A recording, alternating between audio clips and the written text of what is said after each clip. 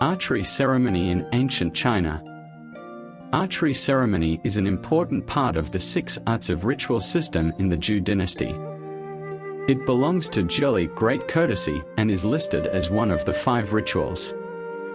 There are 2 accounts of archery rituals in Yili, namely Sheli, large archery ceremony, and Xiangsheli, hometown archery ceremony.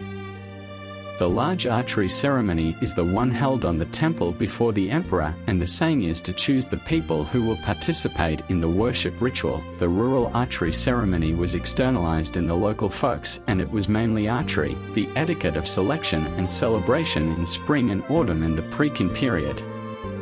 Archery has been valued more historically due to its very important role in military and hunting activities. Shooting is not only a kind of skill practice and competition, but more importantly, it embodies the significance of a kind of grand moral observation, observing rituals and music, and righteous behaviour, so as to achieve oneself and establish virtue. Confucius listed the 6 classical arts: courtesy, music, archery, writing, and mathematics as important subjects for teaching, and required students to master these 6 basic skills in order to cultivate themselves and govern the country. Archery and riding are the advocated etiquette of martial archery and driving in the 6 arts, and it is also part of Confucius' vigorous practice of Zhou etiquette. He attached great importance to grassroots etiquette and archery ceremony, and personally led his disciples to practice. While practicing archery, we should lose no time in educating the people on etiquette, encourage those who abide by the etiquette, and use the method of elimination to educate those who lack etiquette and righteousness. Only those who are virtuous are worthy to participate in the archery ceremony. The guests in the archery ceremony are more like moral figures to ask people to emulate, and only those with outstanding virtues are eligible to serve. It has been widely circulated in China for thousands of years. There is a large amount of essence of Chinese civilization accumulated in the archery ceremony. Archery ceremony advocates the shaping of personality and the civilization of human spirit. From ancient times to the present, archery ceremony has always emphasized modesty and solemnity.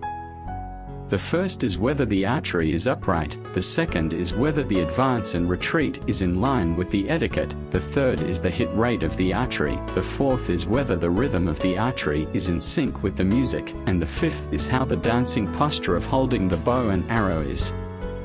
Shooting rites combine morality with shooting, rites with shooting, and teaching with shooting. It fully demonstrates the civilized competition of Chinese ancestors and is a precious spiritual heritage. Book of Rites. Archery morality says, the Son of Heaven, Emperor, must first learn how to shoot in Zi selection when he is going to offer worship rituals. Those who are in Zi are the ones who choose scholars. They have already shot in Zi, and then they shoot in the palace. Those who hit the target will be given the worship ritual, those who miss the mark will not be given the worship ritual. Those who offer worship rituals have to give way, and the land is cut. Therefore, when a man is born, given a mulberry bow and 6 arrows with fluffy grass, which can shoot into the 4 directions of the world. Those who are in the 4 directions of heaven and earth are all things of men. Therefore, one must first be interested in everything, and then dare to use the grain. It is also called food. The archer is the way of benevolence.